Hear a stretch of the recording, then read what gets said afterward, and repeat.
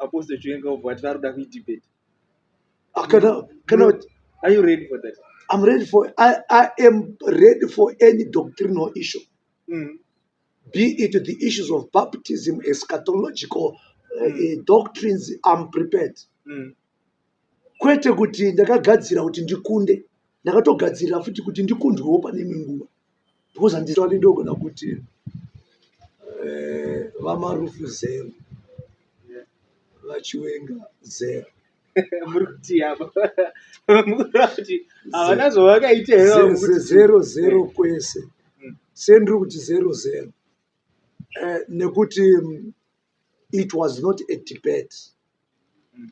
They were not in competing. They were not trying to prove kuti ndiani shasha. It was a discussion. Muri Zimbabwe kwazivai tauya nenyaya munongoziva kuti nyaya aiwa ndo dzatinofambira nyaya dzakasiyana siyana dziri kuitika munyika yeZimbabwe. Nhasi tauya tina Bishop Nyamakanga, tine nyaya dziri kuitika. So nhasi Bishop nyaya tinayo yakada kungonofanana neimwe yateve nayo nguva yakapera. Prophetic flash. Yeah. Saka nyaya murungoiziva Bishop nyaya yedebate ranga riko between Apostle Chiwenga na Evangelist Marufu vanga vachitaura about Sabbath. Saka tatirega tichinyatsouya tiva nenhaurirano tinyatsonzwisa kuti debate iyari zvakanyatsobuda here ende pamapoints anga achibuda taiona pabuda mapoints akasiyana siyana. Unoziva pamwe pacho panodebate kuti nyaya inopedzisa yakurasika yakuita sei ikatonyatsoshaya facilitator. Saka tataiwa rikatiba tanyatsoitsimbirira nyaya yacho hatinzwi kuti nyaya yacho yakamira sei. Bishop, welcome to the show. Thank you so much. Mari ngavatiitire zvakanaka. Ndakarinzwa. It was actually ndogona kuti vamarufu zero, vachiwenga zero.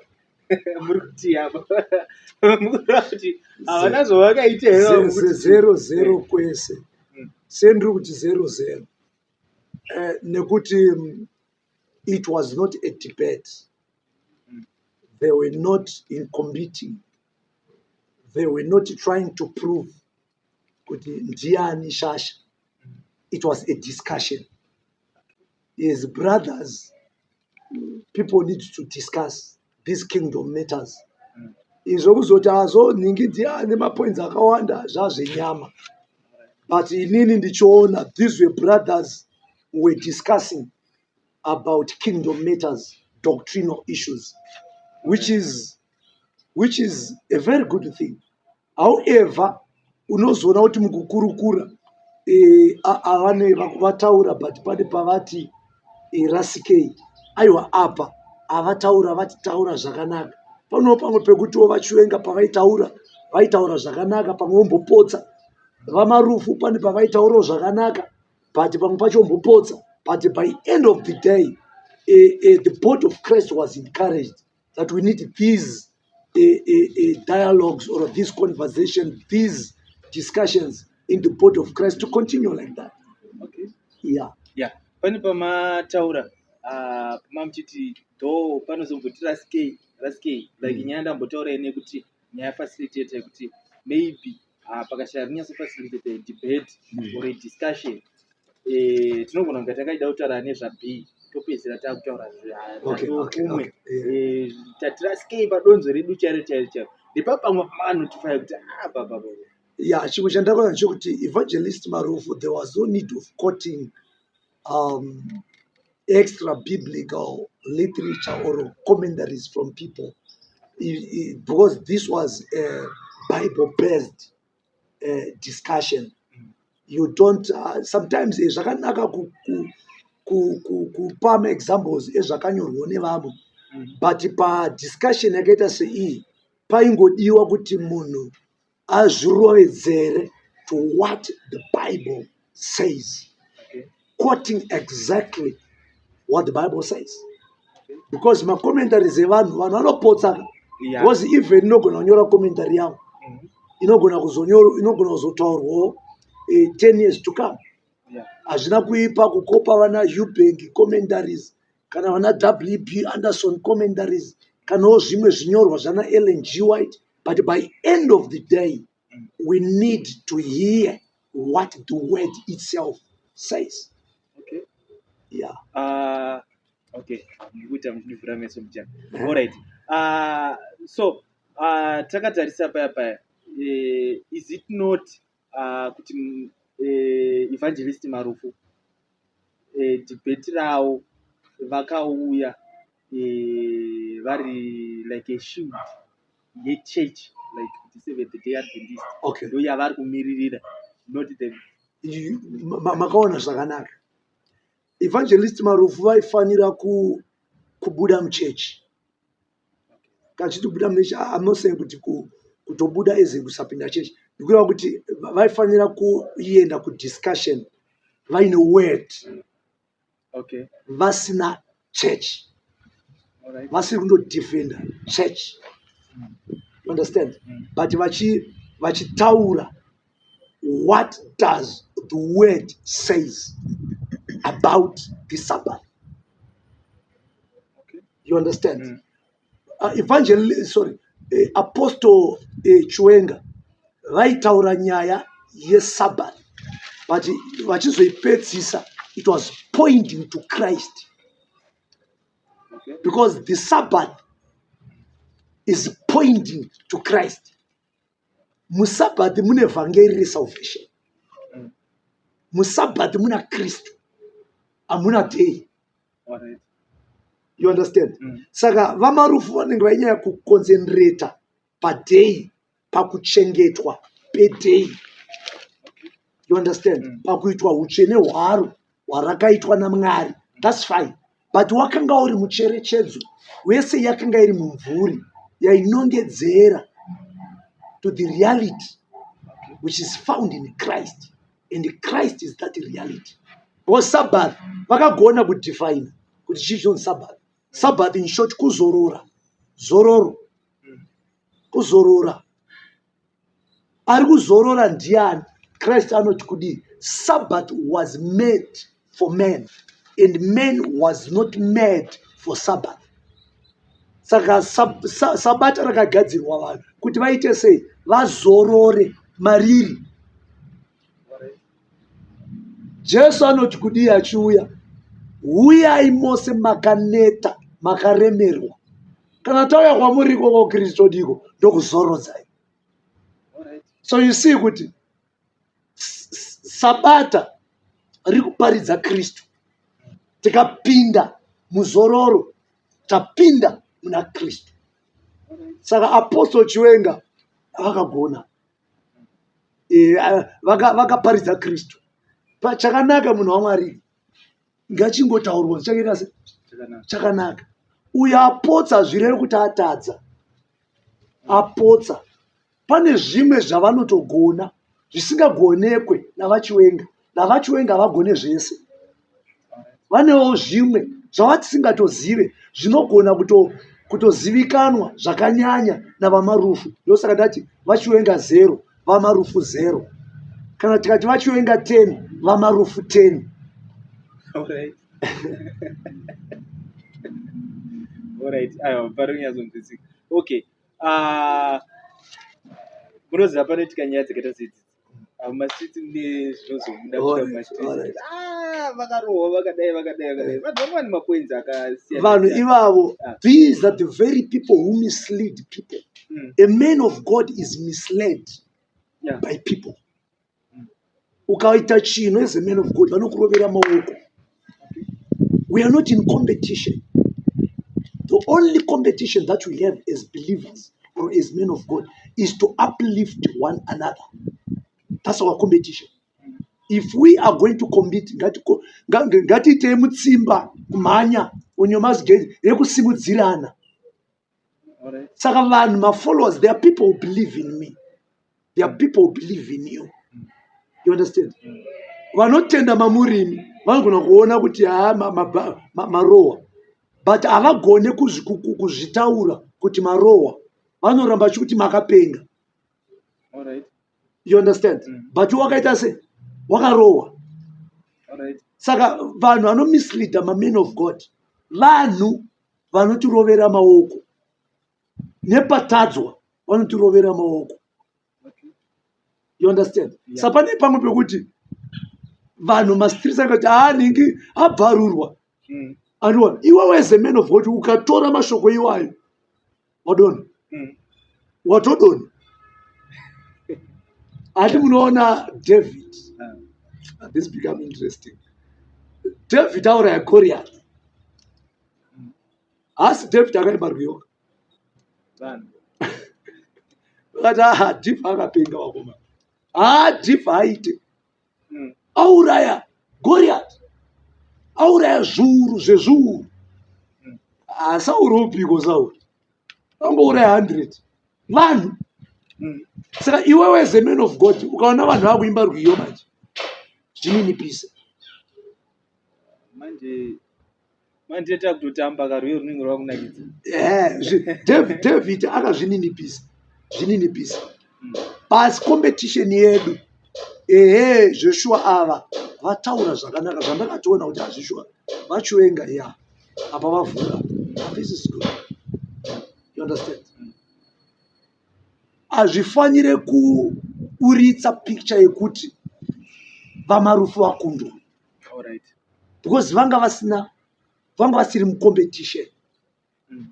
Panotogona kuti tachitaura yesabata yakachitaurwa but kune yesanctification yakatoitwa navachiwenga yakatanga zonzi vaipa vanhu mbatya itsva vachigezesa vanhu vachinzi I'm sanctifying you. You understand? That's also a doctrinal issue. You don't want that discussion, but where are you also, my brother? Where are you getting this? Yeah. Nekugezesa vanhu nekupa vanhu mbatya itsva uchiti ndiri kukusanctify. Where are you getting this? We are sanctified by the truth, and the word of God is the truth. So, my brother, where are you getting this? But tika engage into that debate. Atisi kuda kuprovana kuti anema scriptural muscles makuru ndiani kudarika mumwe. Fellowshipping. Exactly. We are fellowshipping with our tichitoseka tichitofara. Because by the end of the day, it's not about who is better. Paul anoti chikudi pakati penyapa kana paine munhu anofunga kuti ari better kudarika vamwe munhu iye paanotongotanga kupindwa nepfungwa haasisiri better. He becomes the worst. Alright. Worst person. That's what the Bible says. Alright. Yeah. Bishop, you mentioned about sanctification. In case pane rimwe debate ririko kumberi hapafanire kuve neneutral ground or okay tichasadebate here rakaitwa online handika but facilitator is like kuti anenge angari kuJRM maonera ndakazviita hapafanire kuve rina facilitator asiri pama-interested parties. I don't know. Kwa evangelist kwakuine this guy one mafacilitator ngari maviri kwa vamarufu kwakuina facilitator. I'm forgetting his name. I'm forgetting his name. Then kwa vamuparinga kwakuina also sorry kwa vachiwenga exactly kwakuina also a facilitator. But however, indofoti as brothers paukudawo vachiwenga vanga vaine mareasons avo. Fellowship ndopainototangira ndochiri kutadziswa nemachurches mazhinji. Fellowship because as brothers in Christ we have believed to the same message. We must sit down semagarira takaita tichito fellowship tichitotaura zvisina ruvengo zvisina competition mukati. You understand? That has to happen. Alright. Yeah. Izvozvo zvacho zvekutoti neutral ground zvekuti ndiye nevangu zvotoratidza kuti we are not of the same kingdom. Okay. Tutagawina. Zvekutoti inini nyamakanga ndifuna kuenda nana chibanda nevanguwo vanonditenda imi muchiendawo nevenyu zvotoratidza hazvisisi zvaKristu. Alright. Apa ground ragara riri neutral. Because of Christ. It is Christ who neutralized the ground when we come in the same space. izvo kuzoti toda neutral ground, buda neutral ground rei ihondo iyi haisi hondo ka. The neutral ground for us is Christ Jesus. Ndianoti neutralize tese. All right. Yeah. In case Alright. maybe nyaya certification yamataura pamwe Apostle Chiwenga obva vari kuda debate. Are you ready for that? I am ready for any doctrinal issue. Be it the issues of baptism, eschatological doctrines, I'm prepared. Kwete kuti ndakagadzira kuti ndikunde, ndakatogadzira futi kuti ndikundwewo pane imwe nguva. Because handizive zvese. Yeah, because by discussion panobuda imwe engo yausiri kuona. Exactly. Munhu anozarwa nepamwe alright apa nenda ati mukanya yesabata. Nyaya yesabata yakatangira Genesis chapter 2 verse 1 and 2 tichidzika. Ndokana ndichiudza vanhu ndikati plani yaMwari iri pana Genesis 1 and 2 ndo zvinotiratidza pfungwa dzakanga dzina Mwari pavakaita creation. Patinozobata Genesis chapter 3 yekuti hanzi vakazopiwa the Mosaic law kuna Exodus. Ma-corrections akutoedza kugadziriswa naMwari kuburikidza naAdam atadza. Mwari pavakasika Adam, Adam was not a Hebrew. Adam was not an Israelite. Adam represented a humankind. Maridzu ose akange ari muna Adam. You understand? Saka sabata rakanga riripo muna Genesis chapter 2. Mwari pavakutopa Moses murayiro une sabata, vari kuda kuedza kudzorera vanhu kuplani yekutanga kuti rinofanira kuchengetwa iri. But apa idei, but mudei imomo ndo muna Kristu. Saka ari kuobserva sabata in the Old Testament was like observing or receiving Christ on that day. Because Christ was in the Sabbath. Saka kunzi musaende kumunda muswe sabata kuri kunzi observe my son Christ who is in the Sabbath. Ati muri kuona?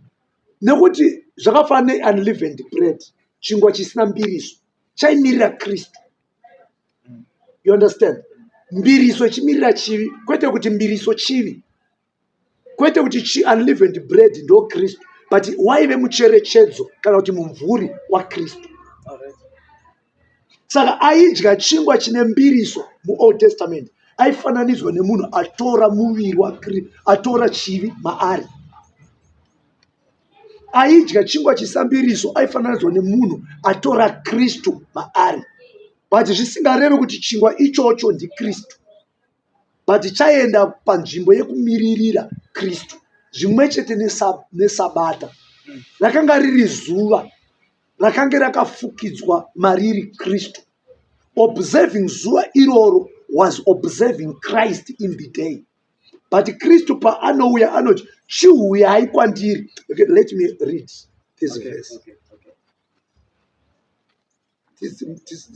Tisangoite chipuku mumuromo. Inzwa. Hebrews chapter 4 verse 1 and 2. Since the promise of entering his rest still stands. Of entering his rest. Whose rest? Christ's rest. Saka kuzorora kweso kwatiri kusana tichinetsa nako kuzorora muna Kristu, and that promise still stands.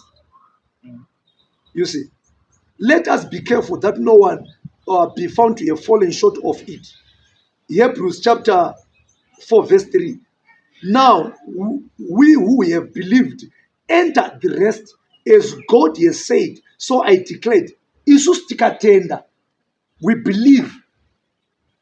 Isusu tinotenda. Kutenda kwedu ndokunotipinza murest. Kuzorora. Rest iyi tiri kubvisa isusu kubata kwedu. We are not saved by works, but we are saved by faith. All right. Through grace. Kwete nemabasa. Mabasa edu hatikwanisi. atimapona. Saka zvese zviri kutaurwa zvese izvi zvesabata zvese kuti aiwa ngatitorichengetedzwa. It's not specifically a day, though in the Old Testament it was a day, because in that day there was Christ in that day. But Christ wacho the reality auya akutoti inini uyai mwese makaneta makaremera ndikupe zororo. Saka zororo riri muna Kristu. Saka sabata ndiKristu. Vadzidzi vake vari kutanhaura muromo wezviyo. Zvikazi I am the Lord. Ndini Ishe. Kana zvichinzi ndini Ishe weimba ino kureva kuti ndini muridzi. Ishe wenyika ndiye muridzi wayo. Ndiye muridzi wayo uye ndiye iye. I am who I am. The tetragrammaton. Ndini Ishe wesabata, ndini muridzi wesabata, ndini sabata. Zvinhu zvimwe chete. Muri yeZimbabwe muri kunzwa nyaya yatinayo, nyaya yedebate ranga richiitika between Apostle Chiwenga and Evangelist Marufu. Yazonyatso inenge yaclarify kunzi hanzi Jesu ndiye mambo wesabata, kureva kuti Jesu ndiye sabata.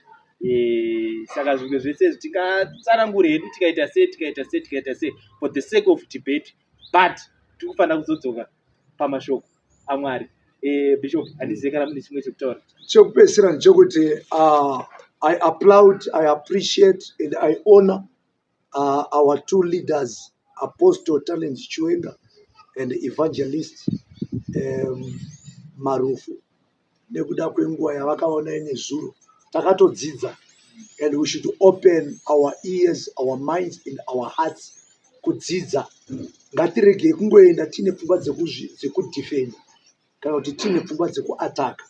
Sometimes you need to kumura bhachi rekuziva kwako. You sit there as an empty person and you allow another man of God to speak whilst you listen. You understand? Zvinokubatsira kuti utore. Sometimes zvinofanira kumura bhachi rako rekudefenda. Even your church leader unofunga kuti is the best. Sometimes chimbomisa parutivi. Take time to listen even to one man of God, to one woman of God. Paanotaura, you learn something. Inini ndakadzidza something from Evangelist Marufu. Vanoziva church history. He should be a church history teacher. He knows how to teach church history. If you want to learn about Catholicism, want to learn about Reformation and all those stuff, let us go to Evangelist Marufu. If you want to learn about doctrinal issues, let us run to Apostle T.F. Chiwenga and our Fanana. Thank you. Okay. Yeah, thank you so much. Thank you for watching. Bye-bye.